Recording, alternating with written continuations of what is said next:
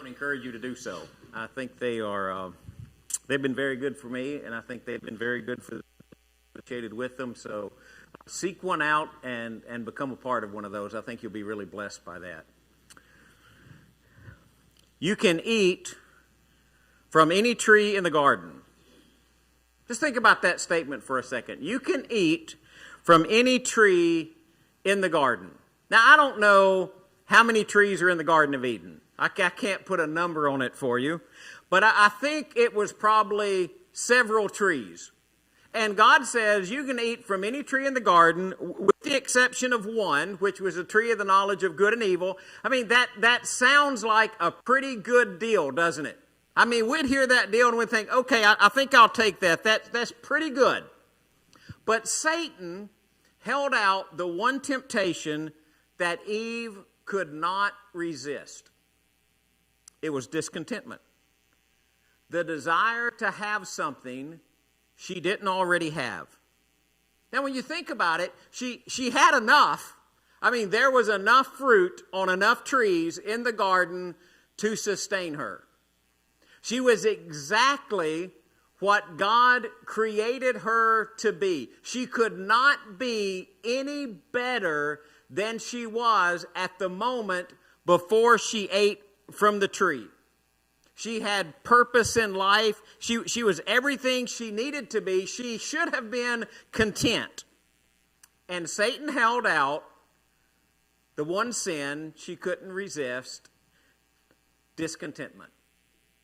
So the serpent comes along, Satan in the form of a serpent, and he says, did God really say that you couldn't eat from any tree in the garden? Now, notice how he rephrased that. Oh, no, we can eat from the trees in the garden. It's just we can't eat from the tree of the knowledge of good and evil. Do you remember what Satan did? That's because God knows that when you eat from it, you'll be like him. Eve saw the opportunity to have more than she currently had. She saw an opportunity to be more than she currently was, even though she's exactly what God wants her to be. She thought she could be better. She thought there could be something different. I don't know if you've ever seen the movie called The Flim Flam Man with George C. Scott. It's an older movie. I think it's 1967. Probably not really well known. He's got a couple of lines in there that I think are incredible. He says, now, the Flim Flam Man is a guy who goes around taking advantage of everybody else, right? And he says, you can't cheat an honest man. A slick talker can only accomplish so much. It takes two negotiables to make a deal. One must tap into man's natural greediness. Greed is my line, lad. And 14-karat ignorance. You might say, I'm the one who puts his trust in the taint of corruption in the human heart. Charles Spurgeon said, it's not how much we have, but how we enjoy what we have that makes happiness. I mean, that's a hard lesson for humanity. A hard lesson for humanity is discontentment. Because we have this idea, if I just had one more thing, and discontentment becomes a vicious sin. And it sneaks up on us when we least expect it. And Satan masterfully disguises it into us just wanting more and wanting what is best for us. I can't, they'll get me back here in a minute. I can't advance that. If I only. I mean, how many times a day do you hear that message? If I only had, if I could just get one more thing, I could be happy. So you turn on the TV or if the radio, whatever kind of media you listen to now, I guess now it's Facebook and everything else, and you're told, man, you'd be happy if you just had this new car. Man, this new car gets 10 miles more to the gallon. You'll save money. You can spend that money on something you like. This new car is electric. Boy, you just really love to have an electric car. It's got this one other feature. This car's got a backup camera. How many of y'all remember before we had backup cameras and you had to use the mirror? And it's like now we can't back up unless we have a backup camera. And you look at that and say, well, it's just one more thing. This car, have you noticed on TV, they have cars now that will cause you to stay in your lane. Wow, we've done it for years, all by ourselves. They got the little lines, and you drive between the lines, right? But now they have them, if you get outside the line, it'll start to vibrate. So you know you need to move back over it. When you cross the line, you need to move back over. You don't need the car to vibrate. But we got all of these things. They're even self-driving. You don't even have to, before long, you won't even have to drive your own car. You can get in your car and you can turn on a movie, or you can read a book while you go back and forth to work or wherever you're going to go from. But if you just had that one thing would make you happy. Oh, there's a new phone coming out. And that new phone has a better camera than your old phone. It'll take a better picture. Oh, and videos in the dark. You've never seen videos in the dark like this new phone will do. You need one of those. And you know what? You're not going to be happy till you go down to the Verizon store and you get the latest and greatest new phone. And we're out there just trading them in left and right because that new phone's going to make us happy. It's going to let me do something I can't do before. And some of y'all the happiest can be, and you still got a flip phone. So what is that about? If you use our bank, you get a bit of return on your money. I can show you how to make a living doing stuff. If you use our deodorant, women will love you more. I saw this commercial, and there's a certain deodorant you can get, and women just kind of flock around you when you wear that deodorant. And I'm thinking, wow, I wonder where that was my whole life. Right? This weight loss program is better than that weight loss program. Advertising. If you just have this, you'll be happy. Don't be content. What you need to do is you need to upgrade. And we hear it every day. And Jesus comes along and he's going to send his disciples out. And they're going to go out and they're going to preach the gospel. They're going to cast out demons. They're doing a lot of different things. And Jesus comes along, and his instructions are pretty simple. Take nothing for the journey. No staff, no bag, no bread, no money, no extra tunic. Jesus does know we're going on a trip, right? He does know we're going to be gone overnight. When's the last time you went on a trip and you didn't pack anything? You didn't stop by the ATM and get your little cash money and cash your credit card. Didn't work. I mean, you were going to be prepared. How many of you are prepared when you go on a journey? Like you know you've got what you need. You don't want to get there and not have something. How many of y'all have ever been somewhere and somewhere on the flight, some airline, I won't call names, but some airline loses your luggage. And you show up and you have nothing. Nothing. Like no extra underwear, no toothbrush, no deodorant, nothing. Did you survive? I went on a business meeting one time, and I don't know what Southwest did with my luggage. Sorry about that, Southwest. But I got on a plane. I had carry-on luggage so I wouldn't lose it, right? That's what you do.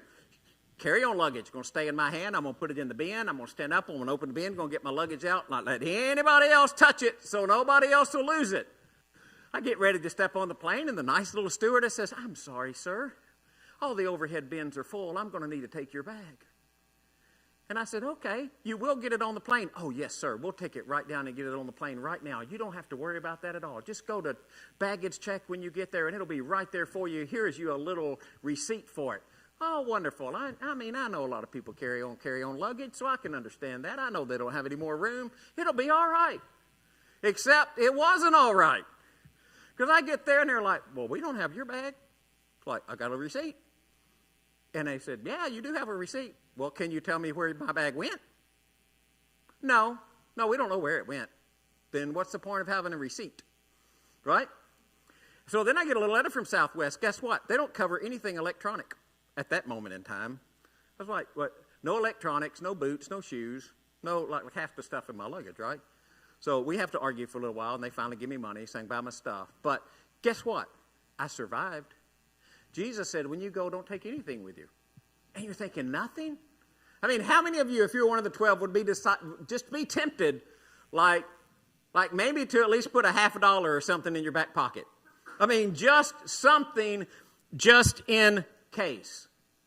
And why did Jesus say that? Because he's trying to tell the disciples the contentment is about who, not about what. It's not about what you have. It's about who you trust in. And so we start reading verses about contentment and discontentment, and guess what? Most of them are about money. I'm not saying this because I am in need, for I have learned to be content whatever the circumstances. Or one like 1 Timothy 6, godliness with contentment is great gain. We brought nothing into the world, and we can take nothing out of it. But if we have food and clothing, we will be content with that. Boy, how many of us could read that Bible verse and be okay with that? As long as we have food and clothing, we're content with that. Well, how about my cell phone?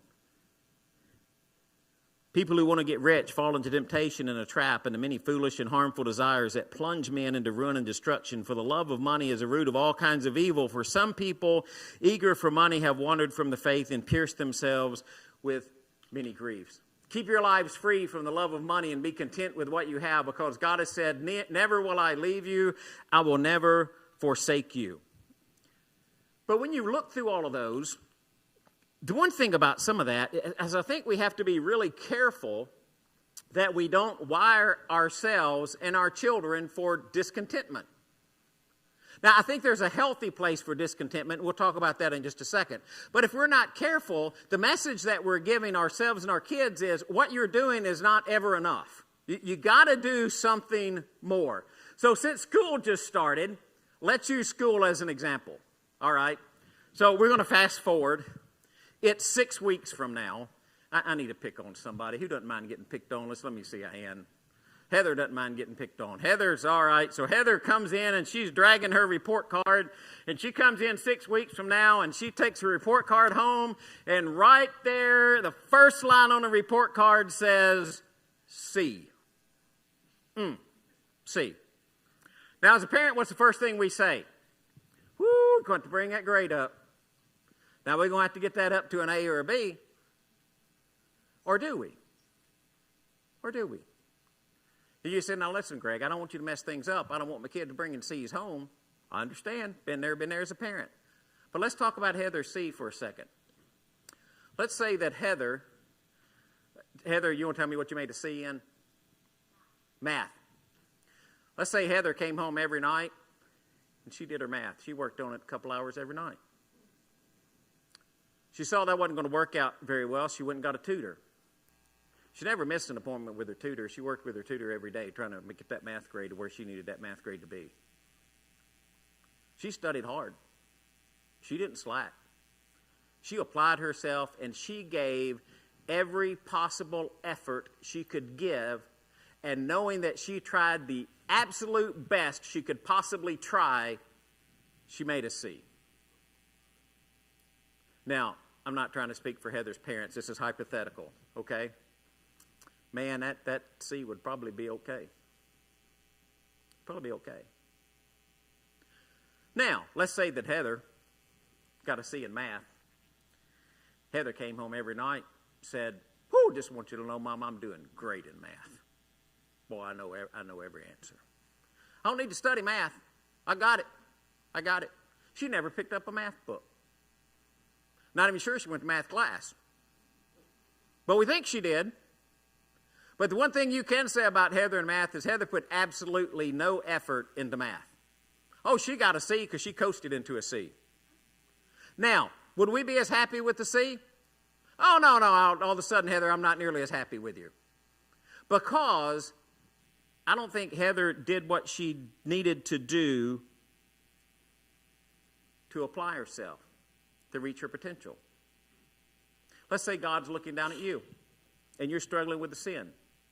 I don't know what sin you're struggling with. You can fill that blank in for yourself, all right? But man, you're really working on it. You know it's a sin. You're trying to overcome the sin. You're praying to God about it. You're talking to people about it. You've got people with accountability trying to help you. And man, you just can't seem to break that mold, and you're trying just as hard as you possibly can. Or you're involved in a sin and you say, well, you know what, I probably shouldn't do that, but God did say he'll forgive me, so I'm not going to really work on it. I'm just going to go ahead and do whatever the bad thing is, and then I'm just going to say, hey, Jesus, forgive me, and then I'm just going to go back and do it again, and I'm going to do it over and over and over and over and over, and I'm just going to ask God to forgive me, and I just don't have any real desire to get rid of it. I like it too much. I'm just going to hang on to it and say, God, I'm sorry. And will God look at that two different ways? Yeah, he will.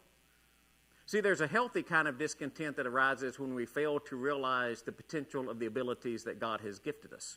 See, that's a different type of thing, and that's not the kind of thing that I'm talking about. But the thing is, anxiety is a feeling of fear and uncertainty about the future, and whether it's short-term or long-term. You know, you got that kind of anxiety, maybe a short-term anxiety like from a job loss, or a frustration like immediate circumstances, and discontentment a lot of times from ongoing circumstances, sometimes the things that we can't change. But it is so common for us to react with anxiety, frustration, and discontentment that we consider those things to be normal.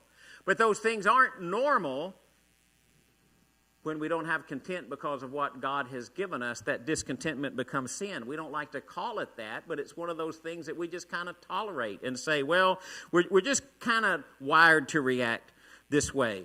Well, they might be normal for the world, but they're not normal for us, for people of faith. So you get verses like, command those who are rich in this world not to be arrogant nor put their hope in wealth, which is so uncertain, but to put their hope in God. And here's the key, who richly provides us with everything for our enjoyment. Well, that's an interesting verse, isn't it? So God richly provides you with everything that you need and for your enjoyment. God is able to make all grace abound to you, so that in all things at all times, having all that you need, you will abound in every good work. So the question becomes, is God providing for us? My grace is sufficient for you, for my power is made perfect in weakness. Remember that one? Paul's dealing with this thorn in the flesh, this illness, this sickness, poor eyesight, whatever it happens to be. Paul's saying, God, I want you to take it away. And God said, no, I'm not going to take it away. I need to leave it. And even Paul knows he needs to leave it, because God is sufficient. He's able. God meets the need. So the question becomes, with contentment, do you believe God gives you what you need? Are you content with God's provision? So the whole Israelite community, they start out from the desert of sin. Isn't that an interesting word, that they were in the desert of sin? I think most of us have been there at some point. So they set out from the desert of sin. They're traveling from place to place, just as God commands. They camp at Rephidim, and guess what? There's no water there. So they quarreled with Moses. And they said, you give us water to drink. And Moses, he says, why are you quarreling with me? Why don't you put the Lord to the test? And remember what happened there. They grumble against Moses, and they say, why did you bring out into Egypt for our children and livestock to die of thirst? And you remember Moses at this time. It's when he cries out to God and says, what am I supposed to do with these people? They're ready to stone me. This is no little confrontation. This is a big deal. And the Lord told Moses, he said, look, you walk on out ahead of the people and take with you some of the elders of Israel and take in your hand the staff with which you struck the Nile. Moses has still got the same staff. And he says, I'll go and stand there before you by the rock at Horeb, and you strike the rock, and the water will come out for you and the people to drink. So Moses did exactly what God told him to do, and he called the place Massah and Meribah, because the Israelites quarreled and because they tested the Lord, saying, and here's the key, is the Lord among us or not? Is the Lord among us or not?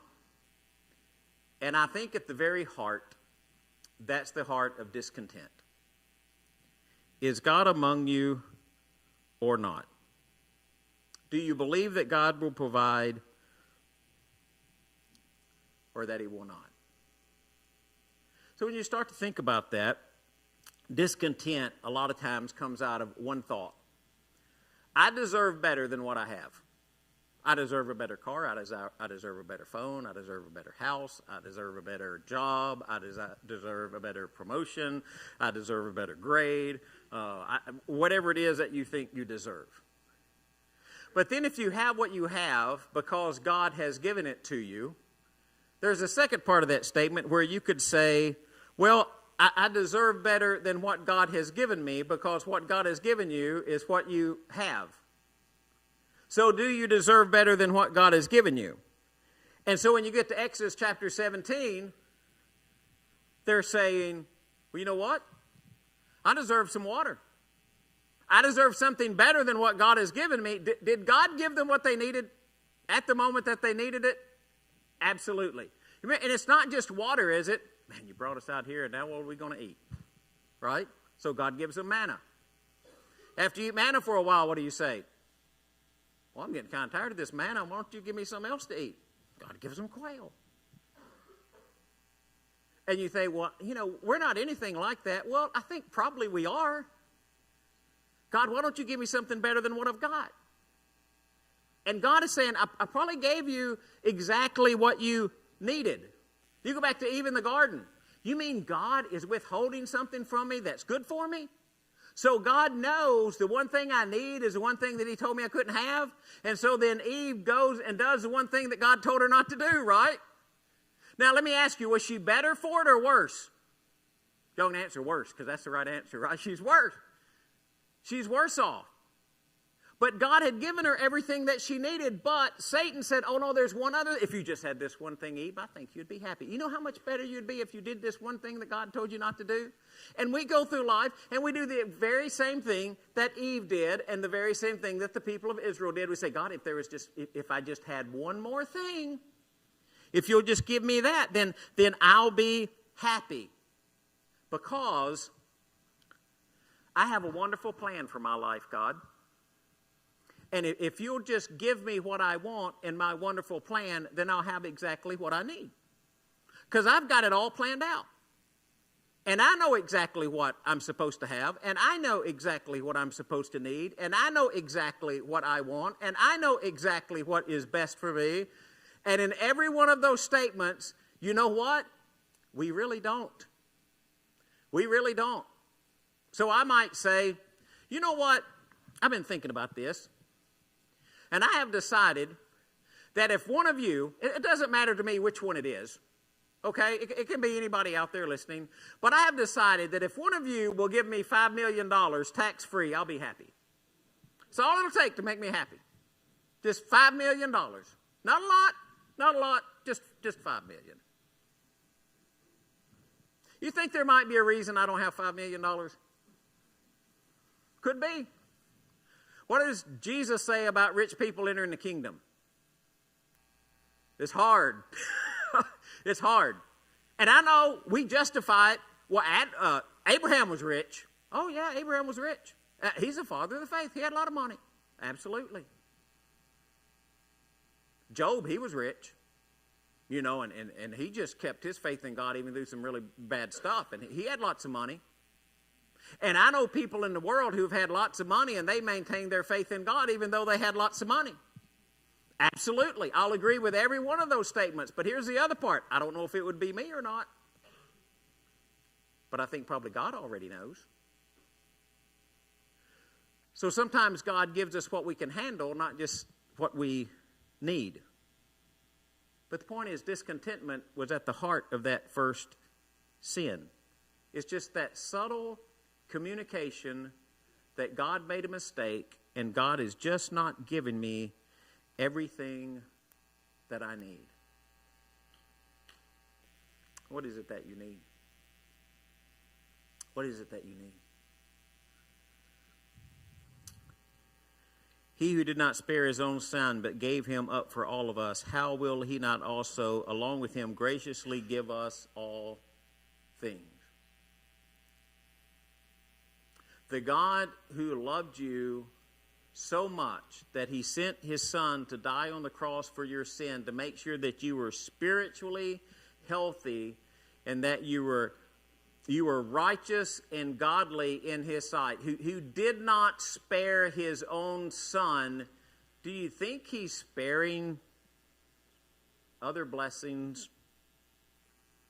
If you then, who are evil, know how to give good gifts to your children, how much more will your Father in heaven give good gifts to those who ask him? And then when Luke quotes that same teaching of Jesus, it's not just good things, but he says, give the Holy Spirit to those who ask him. If God is not going to withhold the Spirit from you, what would he withhold? Can a God who can meet every spiritual need, forgiveness, empowering by the Holy Spirit, justification, holiness, can he also meet your physical needs and your emotional needs? Someone wrote this, and I thought it was good, and we'll finish with this statement. To be content, therefore, and I think this is the key, is to be dissatisfied with the world. That was actually Paul's take when he told the Philippian church about forgetting the past so they could move forward in the will and the ways of God.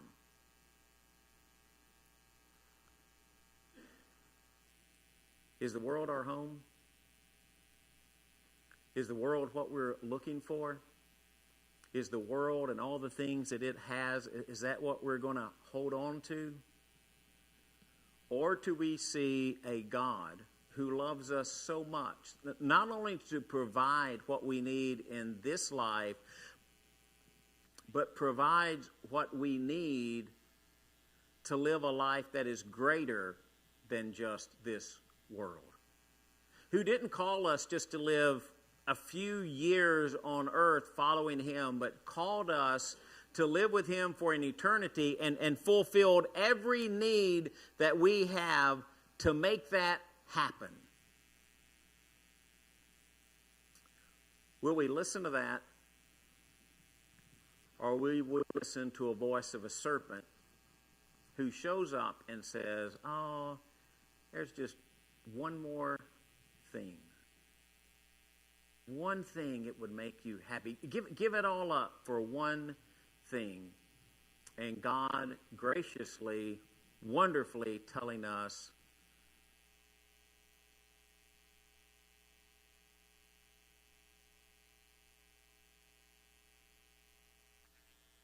sometimes I think we're just wired to feel that way. So, in God, not just for this world, but for the world to come. Will you profess your faith in him?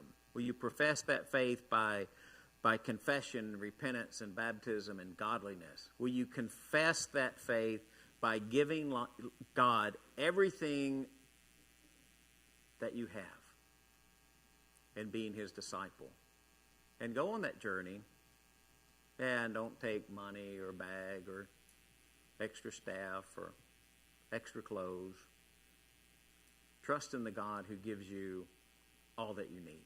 If you need to respond in some way, I'm going to ask you to do that while we stand and sing.